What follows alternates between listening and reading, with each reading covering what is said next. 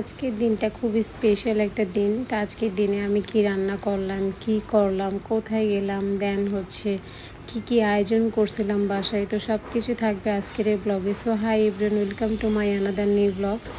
তো সকালে ঘুম থেকে উঠে ফার্স্টে আমি আজকে সেমাই রান্না করে ফেলছিলাম।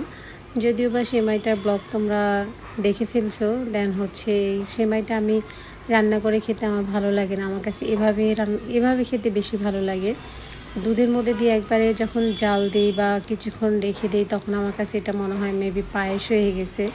বাট এরকম টাইপ যদি আমি সেমাইটা খাই, আমার কাছে ভীষণ পছন্দ। কিন্তু ওই যে লম্বা যে সেমাইটা আছে, এটা আমি একদমই পছন্দ করি না। আমার কাছে লাচ্ছা সেমাই, এটা সাদাটা বেশি ভালো লাগে।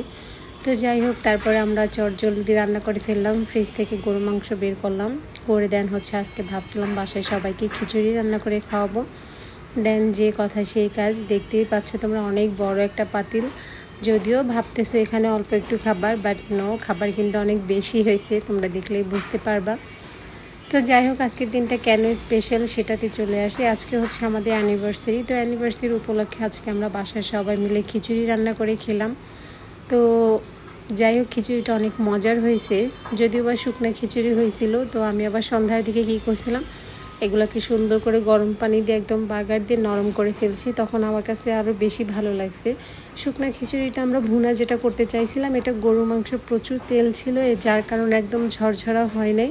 তো এটা ঝরঝরাও বলা যায় না, আবার নরমও বলা যায় না, এরকম একটা টাইপ হয়েছে। তোমরা সামনে ভিডিওতে দেখলেই বুঝতে পারবা।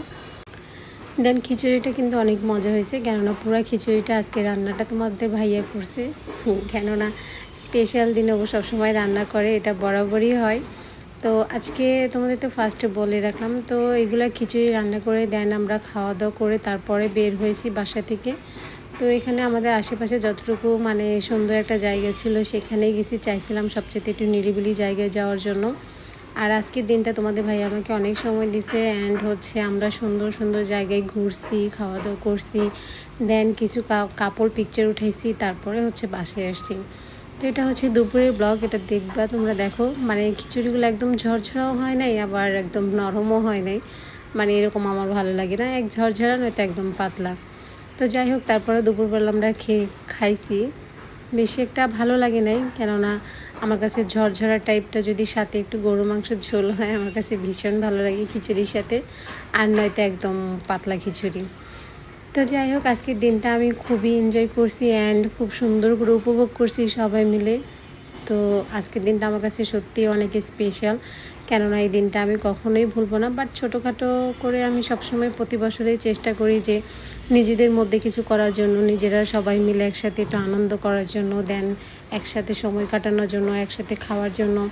তো আজকের ব্লগটা এই পর্যন্তই। ভিডিওটি যদি ভালো লাগে অবশ্যই সবাই শেয়ার করে দিবা। দেন